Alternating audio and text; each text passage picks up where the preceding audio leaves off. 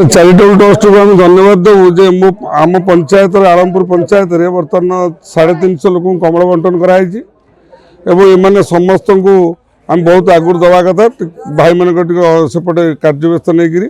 आज 26 जनवरी जेहेतु तेणु आम दिन धार्य करूँ तेणु आम पंचायत आम कमल बंटन बर्तमान 350 लोक बर्तमान स्टेज पर दिखाई आ भाई कमल रखाई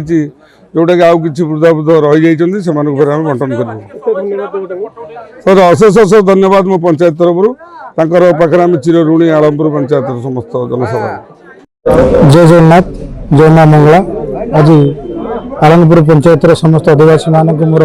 सर्वप्रति नमस्कार आज जो कमल बंटन सिद्धिविनायक चैरिटेबल ट्रस्ट आनुकूल्य जो कमल बंटन करा शिव मंदिर प्रांगण तेणुक समस्त माँ मानकर आलमपुर पंचायत समस्त आसी 320 लोक ये कमल बंटन कराइला। ये सिद्धिविनायक चैरिटेबल ट्रस्ट गोटे स्वेच्छासेवी अनुष्ठान ये अनुष्ठान काम है लोक सेवा करवा तेणुक प्रत्येक जिले में प्रत्येक शीत दिन में प्राय हाराहारी 60,000-70,000 कमल आमर बंटा हबार ये अच्छी तेणुक कमल बंटा भी हो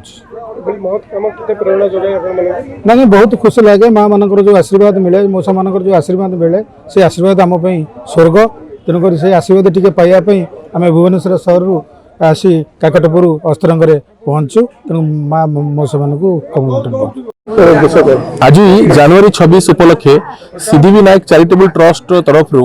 अस्तरंग ब्लॉक शिशु पंचायत रे प्रथम करी आरंभ करिथिलु आमे 700 लोकन को बुढ़ा बुढ़ी मानन को कमल बंटन करिथिलु। शिशु सरला परे दिन 12टा बेले आमे आलंगपुर पंचायत रो सरपंचकर उपस्थित रे चैरिटेबल ट्रस्ट रो अध्यक्ष बड़ भाई सत्यप्रिय बेहेरा और मु उपस्थित रही आमे कमल बंटन करछु जनसाधारण मानन कमल बंटन करछु। खरा दिन रे छता बंटन करिवु गरीब लोक मानन को तीर्थ यात्रा रे प्रभु जगन्नाथ को दर्शन करबा पे हमर लक्ष्य रहिछि। हमर एकमात्र लक्ष्य सेवा ही संकल्प सेवा को नहीं कि आमे काम करबा पे प्रस्तुत।